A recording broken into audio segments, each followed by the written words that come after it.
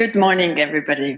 Доброго ранку всім. Happy European Day to everybody. And we Гарного are Дня Європи extremely усім. pleased to be Ми celebrating this European дуже Day раді, що together святкуємо with цей the День foreign Європи ministers from Europe, but разом not з just міністрами the European закордонних справ Union, з but Європи, also але не тільки з from our країн good friends from членів ЄС, але UK, також from the наші Western прекрасні друзі Balkans, тут from є Moldova, із Балкан, зі here Сполученого in Королівства, з Ukraine Молдови. today. And we Тут, в are honored Україні, to зібралися listen сьогодні, і President для нас Zelensky честь, що до via нас доєднується video link. So if we can президент Зеленський now за have a connection. відеопосиланням. І якщо President, би the floor is ми yours. могли побачити вас, пане президенте, слово вам.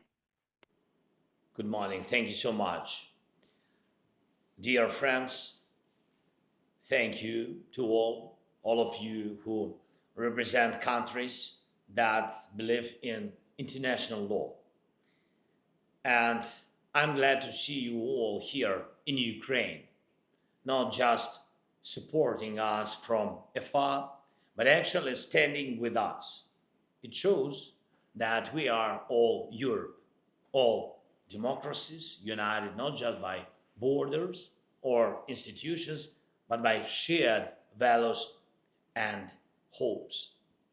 You have come with strong decisions, real support for our people, and readiness to increase pressure on Russia for the sake of true peace.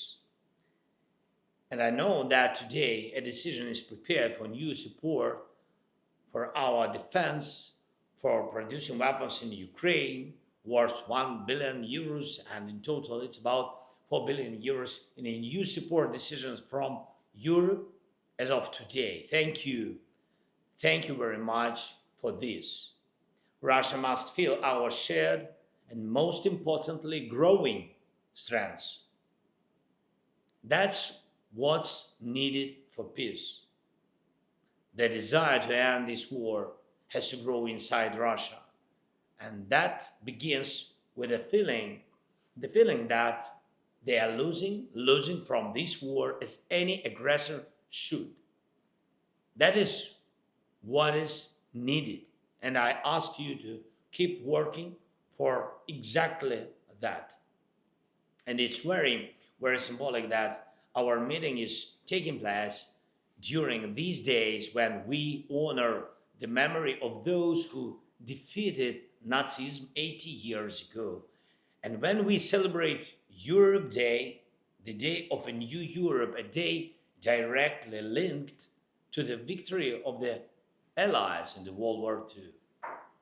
Our continent has a long and rich history, but today we are most proud of our new Europe, a Europe that knows how to live and stands up for the right to life. We must save this Europe, and we are proud of a Europe that does not kill. That is united, that stands for international law, a Europe that respects the individual. And if we ask who that individual is, it's definitely not some ruler or a tsar. At the heart of today's Europe is respect for every human being, for each person's individuality and identity, the character of each nation, each individual and each family. A united Europe together with our democratic friends around the world stands for exactly that, and it must be protected. Europe has been shaken and even broken more than once by reckless, misguided changes throughout the centuries. And now, at this turning point in history, it is vital for all of us, for every nation, that Europe does not break again. Not this time. Our Europe, the one that has achieved so much in the years since World War II, must now simply become stronger, able to stand up for all people across Europe. And we must protect this Europe, the Europe of human dignity, and therefore of law. human rights and accountability for crimes against people and nations. Without accountability, declared rights are not truly real, and respect for human dignity begins to fade.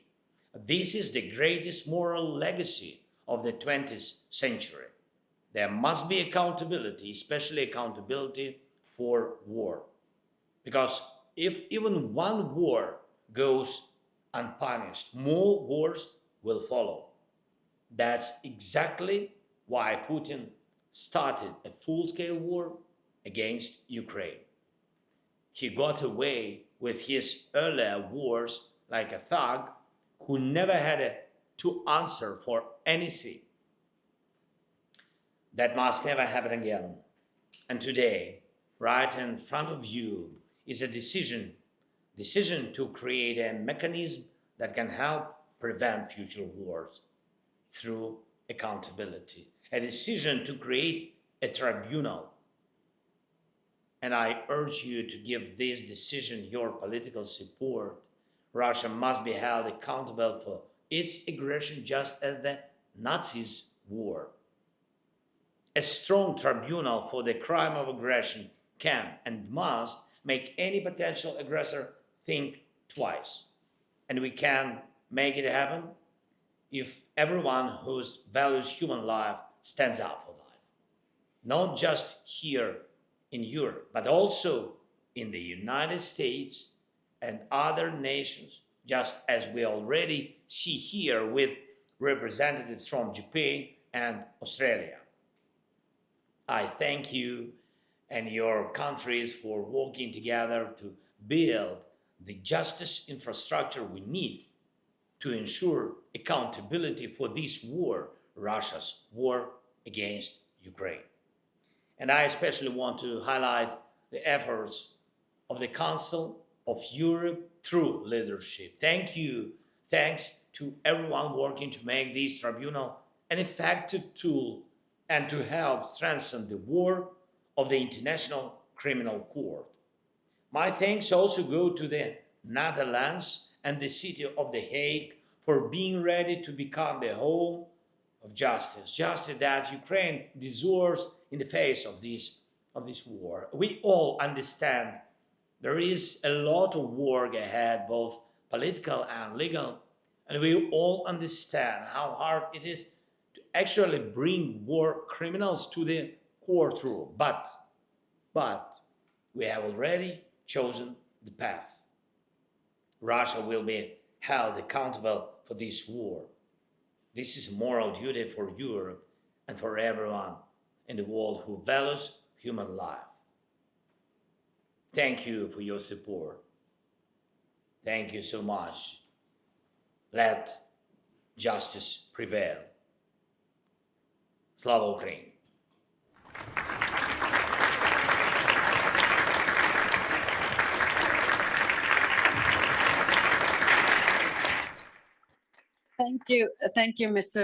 Дякую, пане президенте. І бажаємо вам усього найкращого. Вам там у Києві добре відсвяткувати День Європи. Як ви сказали, Європу не можна зламати знову. І я думаю, що сьогодні ми показуємо за цим столом, що ми об'єднані і що та міцна підтримка, яка у нас є для України, вона існує. Тому всього найкращого вам. Дякую вам. Thank you, Kaya. Thank you to everybody. Bye-bye. All the best.